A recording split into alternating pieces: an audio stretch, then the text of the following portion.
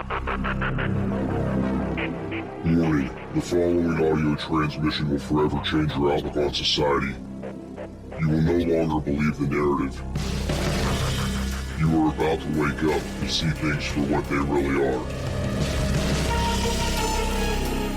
News, facts, and opinions. This is the Doom Daily Show.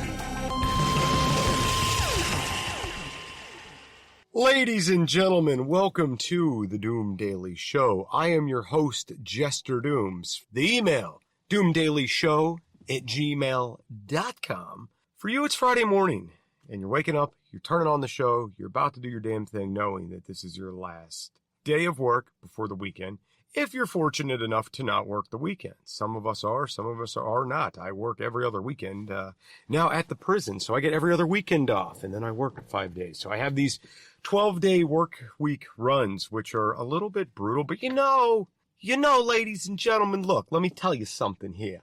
My job at the prison is relatively easy. It's just mentally exhausting. There's not a lot of physical labor involved in this job. So, with that being said, you could do that job on little sleep. But good luck staying awake sitting on your ass for 12 hours. It is extremely difficult to do. And I'm outside recording in the truck today. I've got the windows down, so you're probably going to hear trains and planes and dogs and crickets and other fucking random things because I'm not at the studio. And I've really been holding off on bringing the studio to the house. I don't have room for the studio equipment here at the house, although I do wish I had a studio here. That might be something that gets explored in the very near future because I can't do this shit anymore. I can't not have a studio. It's about to be summertime. It's going to be 100 degrees outside, and I'm going to have to go to the studio just for the sake of recording in the AC and not being out here because the kids are nuts. They make too much noise. They won't be quiet and let me record. My wife is very snarky, ladies and gentlemen. When I say, hey, I need quiet, I have to record a show or I'm doing something for social media, she gets shitty with me. And my response is, do you think that having the kids in the background yelling and screaming is good for the show? And it's like there's no answer to that. There's no rebuttal. It's just dirty look. So you have to you have to go do something. Okay. All right. Well, you know. So if I have to go to the studio, it's going to be a problem. If I tell the kids in the house to be quiet, it's going to be a problem. So I think what would be least problematic is just finding a quiet place around the property to record, which is why coming out to the truck works so well. Okay. So I woke up, went to work, had a decent day at work. Wasn't a very crazy day, but we had a lot of calls in the county today and, you know, a lot of false calls. That happens, you know, and that's something that nobody in emergency services really talks about. You don't hear a lot about that. A lot about the false calls, like how many times you're dispatched and then they clear you before you actually make it to a scene. Like dispatch calls in, you're running emergency traffic, things are going crazy and haywire, and then you're almost there and then they call your unit off and it's like, clear, back in service. And then you're like, fuck. Like, I didn't even get to make it there. Drove, you know, heart rate's all up, sweating profusely, flying down the highway, running red lights and shit. And then next thing you know, clear. Oh, shit. There goes my excitement for the day. But, I mean, it's good to be clear. Like, in all reality, we don't want to see anybody get hurt. We don't want to see anything bad happen. But it's like, man, just at least let me get there. And, you know, I'll be happy if it's a splinter and I get the be like, yep, that's a splinter. We've identified the issue with this person, you know, and now we fix it or whatever and send them on their way. I mean, to me, like, at least let us be there to be helpful for something. Like, I don't want to see anybody get injured, but it's just like, man, just, you know, some follow through would be awesome sometimes, I guess. You get all hyped up, you know, and then it's this letdown. It's like, man. And there's a lot of calls like that where you're like, oh man, this is going to be a good one. We're going to get to put in the work and test our knowledge and skills and really help somebody and make a difference. And then it's like, oh no, it was an accidental call, or oh no, it's, you know, nothing's wrong. It's fine. You get to go home or go back to the base or whatever. And when I first got into, law enforcement years ago, I really didn't know that was a thing. Like, it never crosses your mind. Like, I understand, you know, you get false calls and things, but you know, hearing somebody dispatch something out over the radio and then you showing up and there's nothing to be there, I'm like, well, that's disappointing. And then it keeps happening. You're like, well, that's disappointing. And you're like, man, there's a lot of false calls. I didn't think this job would be like that. Anyway, so came home from work, had chicken salad, you know, nothing fantastic, but chicken seasoned with taco seasoning. So it was really good. Then my wife and I decided we were going to shred 30 pounds of chicken, approximately, give or take a pound or two. And we did this because I like the ability to be able to keep things in the freezer, pull them out, thaw them out, cook them with little to no effort. So we got a bunch of chicken breasts from Sam's Club, and we decided to shred 30 pounds of chicken today with the meat grinder. And I'll tell you what, it's a really easy process. I think doing 30 pounds of chicken took us approximately 30 minutes, and now I have a ton of individual bags of chicken that are probably somewhere in the neighborhood of 1.5 pounds a piece. Right, so that, like, one of those, just pulling one of those out and eating that for a day is like my daily protein intake. That's all I need. Okay, so this is good. This is a good thing for me, so I can keep that protein up. I could just eat a bowl of chicken, throw some vegetables in with it, get my protein up, get my nutrients up, take my supplements that I take, which I don't take a lot of stuff. I basically take some B supplements, and I eat my Spartan B bread every day that has my omegas and stuff like that in it, which one day we'll get a little bit more in depth into what the Spartan B bread is, but that's not going to be a today thing, ladies and gentlemen.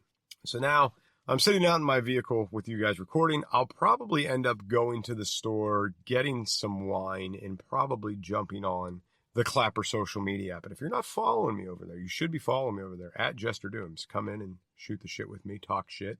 That's what we do over there. We sit down, we listen to music, we talk shit. Yeah, last night we played some country music, stayed up till about 1:30, and had a good time. It's a really nice, lovely time. And what's cool is every once in a while, I've got my regular people that come in there all the time, but every once in a while I'll get like a new person that comes in that is a listener. And they're like, yeah, I just wanted to see what this is about. Or, hey, I listen. I wanted to chime in and say hi, let you know who I was. And then sometimes I keep talking to these people and sometimes they just fade away, but it's all good. Anyway, we'll be right back after these messages. Can't get enough of Jester Dooms? Check out his other show, It's Doomsday Podcast, available on all podcast platforms. That's It's Doomsday Podcast. Back to the show. Ladies and gentlemen, welcome back to Doom Daily. Producer Scooter, how the hell are you today? Doing fan-damn-tastic. Thank you for asking, Jester. All right, good. So I find myself in a bit of a emotional struggle today, okay? And I don't really want to go into too much detail of why I'm annoyed and pissed off and stressed out. And I'm not going to divulge details or names or any kind of things like this, but I got to tell you a little bit about why I'm annoyed. Have you ever dealt with a person and you see them doing everything wrong all of the time, making the worst decisions, getting themselves in tons of trouble, just bad all the time? Okay, I have multiple people like this in my life, to where it doesn't matter what you say to them. It doesn't matter if you tell them, hey, dude, this is against the law. You can't do this. This is going to get you into a shit ton of trouble. This is not the correct way to go about this. If you do this, you're going to fail. Just listen. I'm trying to help you. Okay. And that person acts like they know more than you do. For whatever reason, they act like they know more. And in all honesty, they don't. They don't logically know more. They don't have the experience that you do. They haven't been through the circumstances you have. Like, they don't have your knowledge, your mental capacity, anything. They don't have it. They don't possess it. They just don't, right?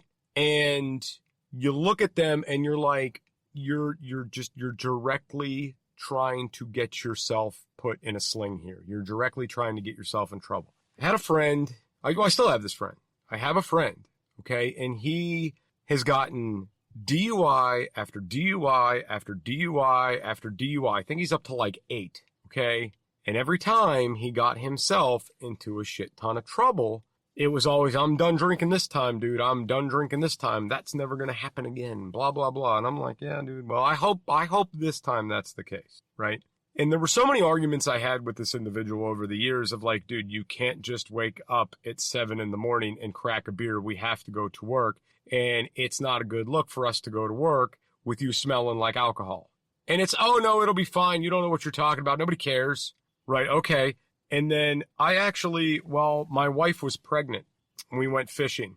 It was me, my wife, who was pregnant at the time, him and his girlfriend. Well, he gets wasted and says he's fine to drive. Like, he can't speak, he can't walk. And I'm like, you are not driving, dude. I'm not getting in a fucking car with you with my pregnant wife. Are you fucking stupid? And he proceeds to argue with me like it's no big fucking deal. that he's fine. He drives drunk all the time, and it's okay. Dude, I got news for you. It's not okay. It's not okay with all. And it was this super long, loud, drawn-out argument for me to assume get the keys from him to drive us home safely because I didn't drink anything, all right? Now, this is after he's already had DUIs. This is after he's already learned the consequences of his actions. And me seeing him get these DUIs over the years and getting himself put in jail and thrown in the clink and everything else. Like, this is after I've seen it. I'm having this argument with you. This wasn't before him getting a DUI. Now, ladies and gentlemen, how much sense does it make that I have to argue with somebody for the safety of my wife and my unborn child? And do you understand the level of frustration that comes with that? What essentially ended the argument was, dude, I'm not gonna fist fight you for your fucking keys. It is this simple. If you want to get into that fucking vehicle, you're doing so by your goddamn self. And if something goes wrong, you end up killing somebody or whatever else, you can live with those goddamn consequences. Because the rest of us, we're getting a fucking Uber. And you better believe I'm going to try to get those keys out of your damn hands before we're gone. And it wasn't until I started getting out my phone to get an Uber where he was like, fine, you could drive. Because I think part of the allure in the argument for him was, how far can I push this argument? How long can we keep this going? Can I eventually win this argument? Well, you're not going to, because I'm not going to succumb to that bullshit. Now, a lot of you are probably like, well, I can't believe you're still friends with the guy. Ladies and gentlemen, a lot of people get down on their luck, and I have a big heart, and I really care about people tremendously. Okay, so I understand, people get bad into drugs and alcohol, and they have a really hard time pulling themselves out of these circumstances. When you have a friend that's a problem alcoholic, bad things are going to happen. You prepare yourself for them, which is why I knew we were leaving in a vehicle to go fishing. Jester didn't drink anything, so one of us could be sober to drive us back, because I knew that was coming, right? If I didn't know I could handle it, I wouldn't have fucking went. Now the dude has since did a good stint in a rehabilitation facility, and he is not drinking anymore, and I'm super proud of him for not drinking anymore. And I think this is the longest since I've known him that he's gone without drinking. And I'm happy to be able to see his journey and see him come out on the other side of it victorious. Okay?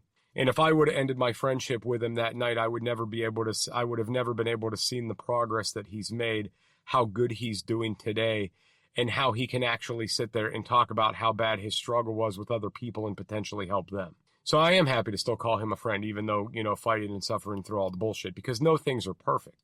But I find myself dealing, I'm in a lot of circumstances with people like this, okay, to where it's every day I'm seeing this, and I have a big heart. I care about people, and I don't want to see my friends make shitty mistakes and see them get put in a bad position. But what I find out that happens to me in these circumstances is I find myself getting extremely stressed out. Because I can see what's coming. I can see that what's going to happen to this person and how bad they're failing. Like, I can see it, right? I can physically, without a doubt, see it, right? And I always try to push to the point of, I'm either going to get this person to listen to me so I can save them, or when they start getting nasty to me, I kind of just pull myself out of it when it starts getting bad. And I mean, this is probably going to be part of my personality for the rest of my life. I'm going to see a person failing and falling, and I'm going to be there to try to pick them up, because that's what I feel the right thing is to do. And I'm not going to go into, a religious, preachy sort of aspect, because that's not the type of guy I am. But if you truly have good morals, if you truly have good values, if you truly have a good heart, if you truly care about someone around you, you let them know what's wrong. You don't ignore it and watch them fail. That's evil. That's like insidious. You don't do that. You let that person know, dude, you got a problem. I want to help. Or, dude, this is very bad. You shouldn't do this. I want to help. Or, dude, these are the consequences. If nobody's told you yet, this is what could happen. Because that's what being a good person with moral values and being a true friend is. We'll be right back after these messages.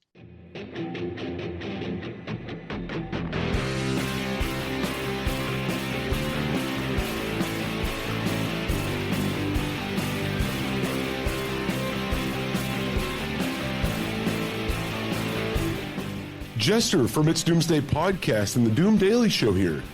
Do you ever find yourself overloaded with way too much information? Too many logins, too many passwords, too many websites for stuff you like? Yeah, I'm the same way. You don't have to worry about that with the Doom Daily Show and its Doomsday Podcast. Let's make it simple. Just visit linkttree.com/JesterDooms. Add it to your bookmarks. That way, when you need to find the right information, it's right there, under a tap of your finger or a click of your mouse. Go to linkttree.com/JesterDooms. Get it, got it, done. Remember, no one has all the answers, but this will provide you with a place to start. linkttree.com/JesterDooms.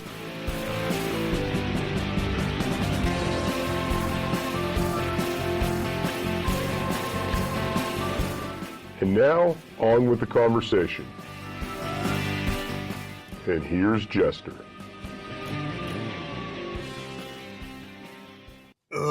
Ladies and gentlemen, welcome back to the Doom Daily Show. The email, doomdailyshow@gmail.com. Ladies and gentlemen, strive for greatness, okay? And there is so much bullshit going on in the world right now. And it's election season. I mean, it's about to get way fucking worse. It really, truly is. It's about to get very, very bad. And I see a lot of people, pulling some really weird shit out of their ass. And like the new trending thing I'm seeing right now is people identifying as seasons. And I'm not fully comprehending why this has become a thing. And I'm not fully comprehending why this I can identify whatever I want is now being accepted. I was actually having this conversation with my boss today. I said, I don't understand why this is becoming the new normal. Okay. I don't get it. I don't get it at all. But I have a theory. And I think and this is the theory. I think our country is so plagued with mental health issues that they know that the government knows they can't all be addressed. We don't have the resources for it. We don't. Okay. We flat out we don't have enough psychiatrists, therapists, counselors. We don't have enough. We do not have enough. So I really think at the end of the day, when a lot of people are coming out and they're having these mental issues, it's like, you know, they're kind of pigeoning these things along. We've talked about the money-making aspect in this and how you have to get on these forever drugs and stuff. But I really do honestly, truly, 100% think that they're pigeoning this because they don't have the resources to deal with the underlying problems. So it's easier just to say, sure, if you want to identify as a tree, identify as a tree. Now, the one really thing that's interesting about people that have mental health issues is somehow they're all experts. Somehow they all know everything about every medication. They know everything about every mental health facility out there. They know everything about the DSM-5. They know everything about the doctors. They know every fucking thing. And they know so much more than you do, other than how to deal with their own issues. How the fuck does that work? I'm not saying I'm normal by any means, but I am certainly not mentally defective, okay? But how can you come at somebody, and I'm seeing this across the board with a lot of people that have these different things. Like I work with somebody who is an expert in every mental health drug, knows about all of them because they've been on all of them, okay? And I understand if you're on a med and you want to take the time to do the research and you memorize these things and you learn these things, that's great, awesome, good.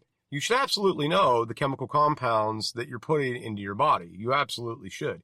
You should know what that medication is intended for. You should know what it does. You should know all those things. But you should also be working on curing your mental health issues, not ignoring them, not just saying, hey, I don't have that problem anymore that I had a month ago and it's gone. So I see people in their lives kind of just ignoring the issues that they have and ignoring the responsibilities that they have to their mental health issues. Because, ladies and gentlemen, look, here's the reality. Mental health issues just don't fucking disappear overnight. And a lot of people out there who have these issues think that way. They do. And they don't. And 9 times out of 10, they're thinking this way because their issues are not being addressed, right? So they're in this delusional kind of everything is fine kind of state because they're not seeing what's really going on because they're not properly caring for their mental health. So you can't be licking windows a week ago, all right, or painting the walls with your shit a week ago and say, you know what? I haven't painted walls in shit this week. I haven't licked the window this week. I must be cured. It doesn't work that way. Guys, you have to strive for greatness. And the reason why I'm saying this to you guys, the listeners specifically, is mainly due to one reason, okay? And that reason is if you stop progressing forward, if you quit caring about yourself, we all have been through past traumas. We all have dealt with a shade of depression. We all have dealt with circumstances that have made our hearts weigh heavy and hurt. And you guys know as well as I do that there are certain things that will reignite these feelings and changes. Okay, there are certain things that'll do that. There are certain things that'll make that happen, okay? So it's very important that you maintain that good center focus, that you maintain that good mental health, that you keep boundaries in place against these things that upset you and make you go nuts, essentially, right? Like that's what's important, not ignoring these things, but making sure you're prepared to deal with come whatever may. And take everything I say with a grain of salt, because am I in no way a mental health provider? I'm just telling you what I've seen in my life, and I'm telling you it is very good to take care of yourself and to not ignore these issues that you or a friend may face, you know. Anyway, we'll be right back after these messages. Hey, producer Scooter here. And if you've made it this far, I just want to commend you for diligent listening skills. But also, I want you to take a moment, since you've come this far with us, send an email to doomdailyshow@gmail.com. Let us know where you're listening from. If you have any ideas for something you'd like Jester to address or talk about, send us an email. That's doomdailyshow@gmail.com. Thanks for listening.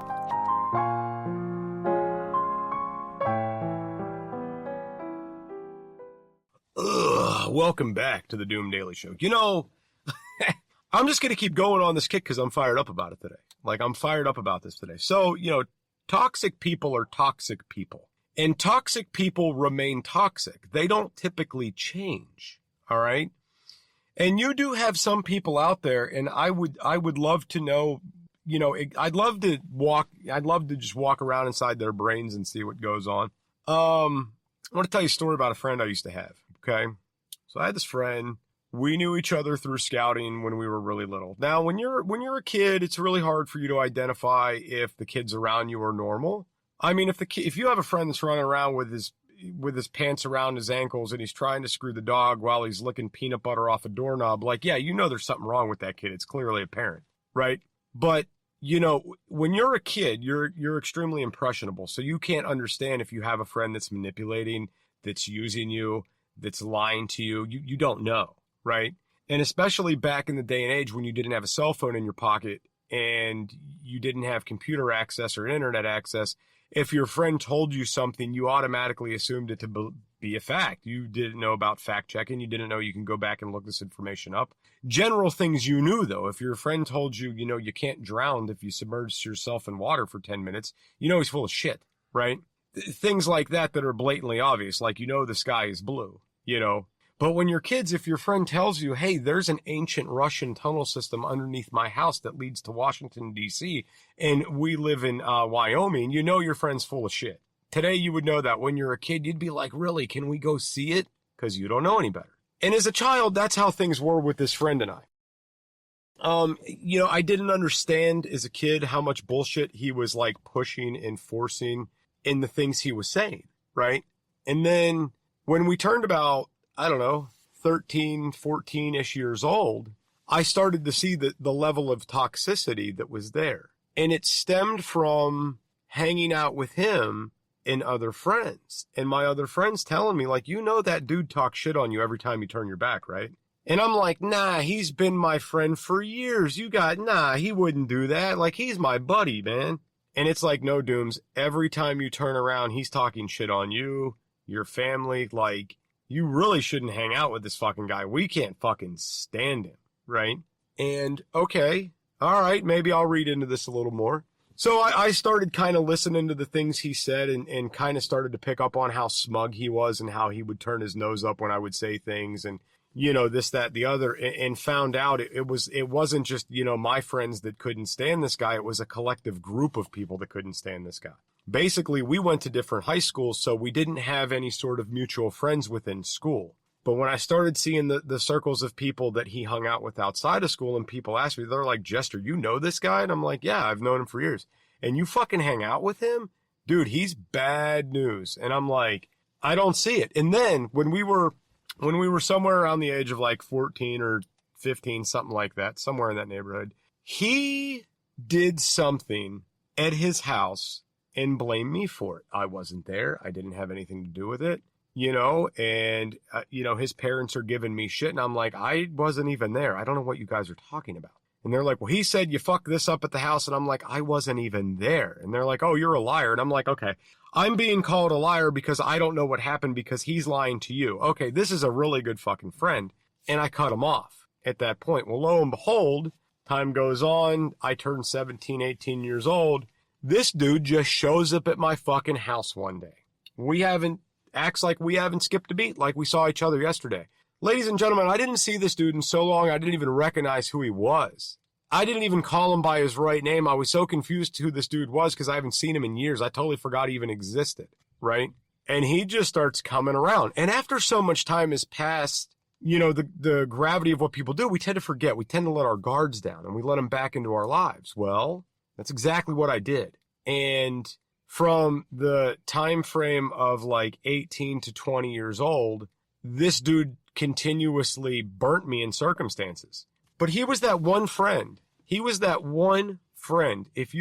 was 3:30 in the morning, you were broke down on the side of the road, he'd drop everything he was doing to come get you. And you remember how a couple episodes ago we talked about those toxic friends that would just stop everything they were doing, fuck over everybody to come help you? That's who that is. Like, oh, I'm helping my dad, put in his fucking pacemaker. Nope, I gotta stop and go help my friends. Just go ahead and die, dude. I'll see you later. Yeah, I mean, obviously that wouldn't be a thing, but you know what I'm saying. So I cut the dude off again when we were in our early 20s, okay? I move away, I move out of state, I bounce around some different states. He knows I'm gone. He starts making phone contact with me very casually. There's no outside influence. I don't hear the shit talking again. You start letting your guard down. And so he starts coming back around. I see the toxicity again, and I'm like, okay, look, maybe I should be his friend. Maybe this is just how he is, and I'm the only friend he really has. I'm the only person that cares about him, so maybe I should just tolerate this, but just keep my guard up and keep him at a distance. Me trying to be a good friend again, trying to. So he is a groomsman in my wedding, and I warn people about the guy. I say, hey, listen, don't get too close to this guy. He's very toxic. He's here because he is my friend, but you have to maintain distance with him like I do, okay? I'm mainly telling this to my brother that I did not grow up with, that I didn't meet until 2014, okay? So I'm telling my newfound brother this, that I've only known for a short period of time, that, hey, dude, look, man, don't get too close with this guy. Well, my brother doesn't take his advice, or my advice, and he does. So my biological mother that I've met a handful of times, maybe seen her 3 or 4 times in person. I barely know this woman. I didn't meet her till 2014. I really do not know her. This dude's met her once. Besides, him and his girlfriend are going to travel across the state to go move in with my biological family, whom I don't really know that well. And besides, he's going to talk shit on me the whole entire time he's in that house. To the point where I have my brother and my mother and people calling me saying, you need to come up here and deal with this. And I said, I don't need to do shit. I said, I forewarned you guys about this. And that's it, right? And I cut the dude off again, but this was the final straw. And he did what he always does, and he waits for some time to pass and then tries to get a hold of you. Now, I've gotten new phone numbers since then, everything else. This dude is a bloodhound and will track you down. I had to threaten getting law enforcement involved to get this dude off my ass and leave me the fuck alone. It got that bad. Ladies and gentlemen, the moral of the story is, if you find someone in your life who is toxic, let them be toxic, but fucking stay far away from them. Don't put yourself in this position of dealing with the toxic people. And that's it. That's it. Scooter, I'm out of here, man. Thank you once again for producing another episode. Ladies and gentlemen, sorry I went on such a personal rant tonight. I just needed to get that out of my system. All right? I hope you have a great weekend. We'll see you back here on Monday morning. Rock this Friday. Have a good weekend. See you Monday. News, facts, and opinions.